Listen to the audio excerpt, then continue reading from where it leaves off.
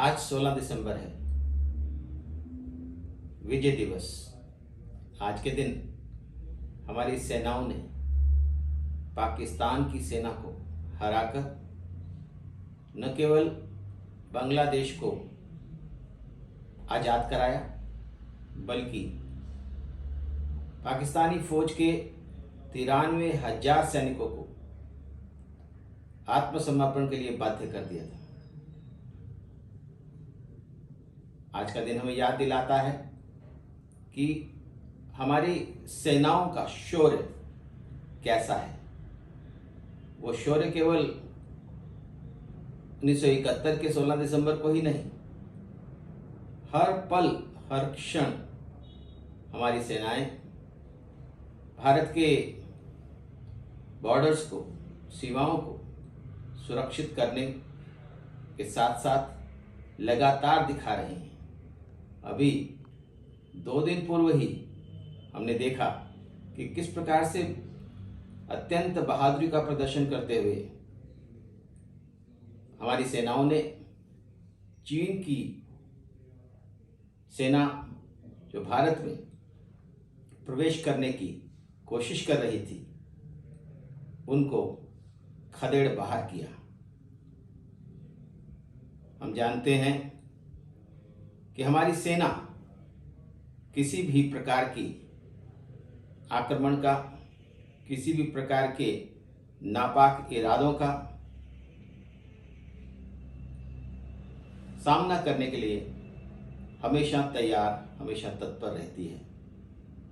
लेकिन आज के दिन हमें यह भी सोचना पड़ेगा कि क्या केवल सीमाओं की सुरक्षा से हम अपने देश की सुरक्षा सुनिश्चित कर सकते हैं?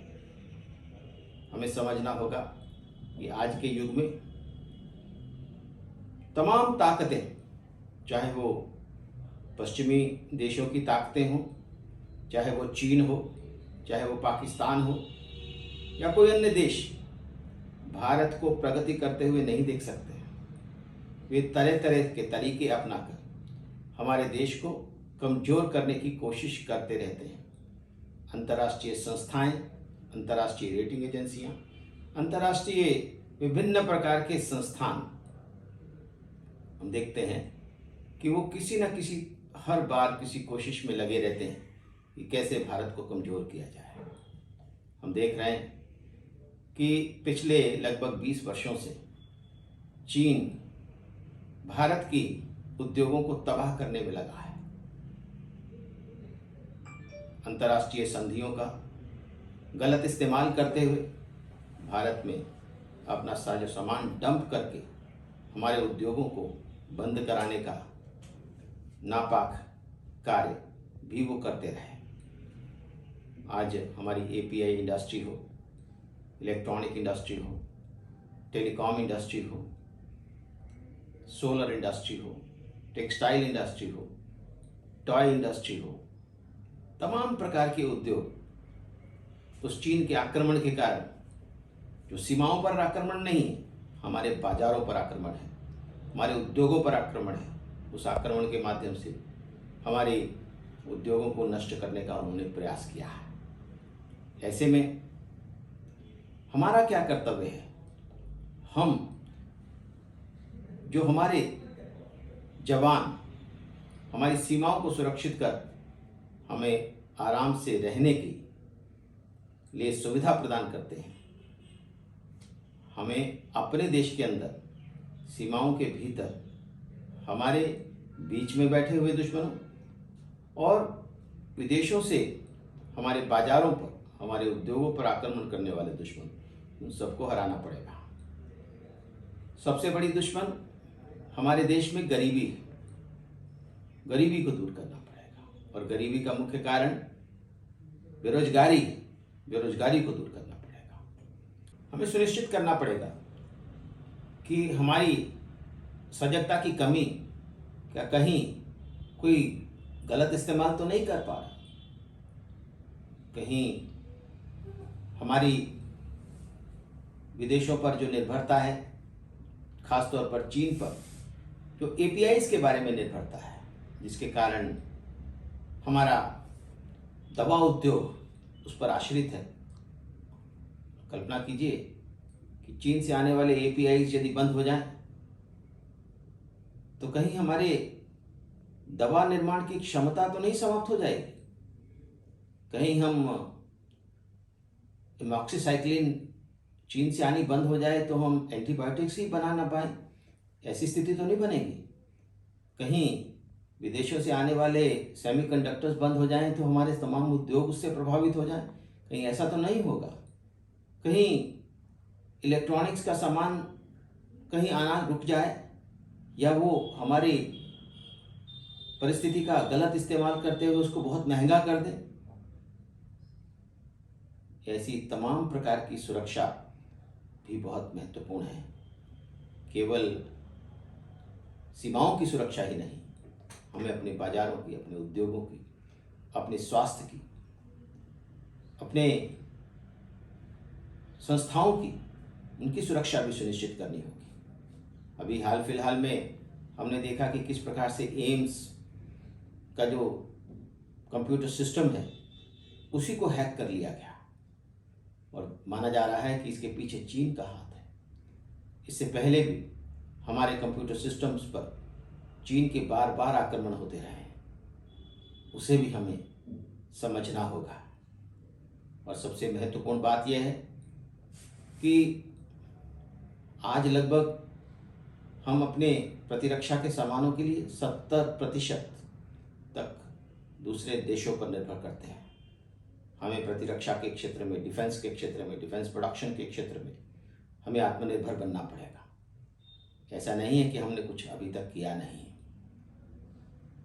हम बड़ी मात्रा में प्रतिरक्षा का सामान बनाते रहे हैं पहले भी, लेकिन पिछले कुछ सालों में तो उसमें बहुत तेज़ी से प्रगति हुई है। हम दुनिया की सबसे बेहतरीन तोप बना पाए, हम लड़ाकू जहाज़ तैयार कर रहे हैं, हम दुनिया भर के लिए मिसाइल्स तैयार कर रहे हैं, बंदूकें बना रहे हैं, तमाम प्रकार के प्रतिरक्षा के सामान, खासतौर पर जिसमें प्रौद्योगिकी का इस्तेमाल हो रहा है, हम वो सब बना रहे हैं। हमारे छोटे छोटे उद्योग भी प्रतिरक्षा का सामान बना रहे हैं और उसमें और ज़्यादा आत्मनिर्भरता की ज़रूरत होगी। हम विदेशों पर, चाहे वो अमेरिका हो, चाहे वो यूरोप के देश हों या रूस हो या फिर चीन, हम इन पर तो प्रतिरक्षा के सामान के लिए निर्भर नहीं रह सकते हैं। आज इस समय देश को आत्मनिर्भर बनाने की ज़रूरत है। भारत सरकार ने आत्मनिर्भर भारत की बात की है और उसके लिए और तमाम प्रकार के प्रयास भी हो रहे हैं। Production linked incentive scheme, raising of tariffs, ये सब हमने शुरुआत की है, लेकिन उसको और ज़्यादा गंभीरता से सोचना पड़ेगा। और जैसा कि मैंने पहले कहा कि हमारा एक दुश्मन गरीबी और बेरोजगारी है और उस दुश्मन को हराने के लिए हमें अपने समाज को जागृत करना पड़ेगा, अपने युवाओं को प्रेरणा देनी पड़ेगी। हम जानते हैं, चाहे वो सरकार हो या बड़ी बड़ी कंपनियां, सब युवाओं को रोजगार नहीं दे सकती हैं। हर साल हमारे देश में 2 करोड़ लोग रोजगार की तलाश में अतिरिक्त ऐड हो जाते हैं। उनके लिए रोजगार कहाँ से आएगा? उसके लिए ज़रूरी है कि हम अपने देश को आत्मनिर्भर बनाते हुए, स्वावलंबी बनाते हुए उन युवाओं के लिए रोजगार की व्यवस्था करें। सरकार नहीं कर सकती, बड़ी बड़ी कंपनियां नहीं कर सकती, वे युवा उस रोजगार का सृजन स्वयं कर सकते हैं और वो रोजगार होगा स्वरोजगार। स्वरोजगार के माध्यम से वो युवा न केवल अपने लिए बल्कि अपने जैसे सैकड़ों लोगों के लिए भी रोजगार खड़ा कर सकता है। हमने पिछले कालखंड में देखा, थोड़े ही समय में 1 लाख स्टार्टअप्स अपने देश में तैयार हो गए और कुछ तो ऐसे आगे बढ़े, सुन रहे हैं कि 107 स्टार्टअप यूनिकॉर्न हो गए। केवल स्टार्टअप्स ही नहीं, हमें गांवों तक उस स्वरोजगार के अभियान को लेकर के जाना पड़ेगा। हर जिले में उस स्वरोजगार के अभियान को लेकर के जाना पड़ेगा। स्वावलंबी भारत अभियान और स्वदेशी जागरण मंच के नेतृत्व में चल रहे इस अभियान के अंतर्गत हर जिला में रोजगार सृजन केंद्र स्थापित करने की योजना बनी है। लगभग 100 रोजगार सृजन केंद्र अभी तक शुरू हो चुके हैं। हमने देश के तमाम 770 जिलों तक इस रोजगार केंद्र की योजना को लेकर के जाना होगा। आइए हम सब मिल करके, चाहे हम सामाजिक क्षेत्र में काम करते हैं, चाहे हम राजनीतिक क्षेत्र में काम करते हैं, चाहे हम उद्योग के क्षेत्र में काम करते हैं, व्यवसाय के क्षेत्र में काम करते हैं, सामाजिक कार्यकर्ता हैं और समाजोन्मुख कार्य करने में हम विश्वास रखते हैं। ऐसे सब लोग मिलकर हम इस अभियान को सफल बनाएं। धन्यवाद।